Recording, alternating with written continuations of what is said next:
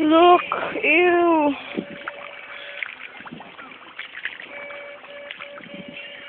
Joes, kaya pa?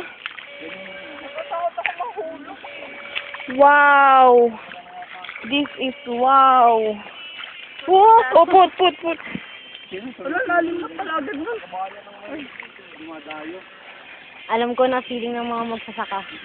Awkward. Isi-share ko ito sa kanila. Yes, ako din! Kaya nga binibidyohan ko eh. Facebook! At ito kasi tayo tawid-tawid lang. Kasi babad sila eh.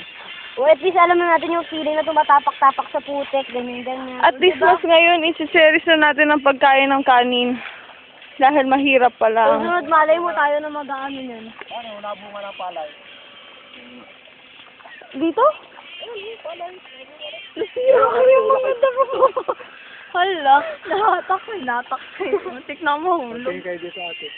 Ah! Nabaon niyan. Hindi madami.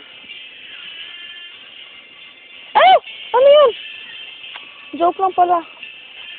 Si Becca. Kakakatawa na wiwili tuloy ako. Wala. Wait lang, hindi ako makaano eh. Ha?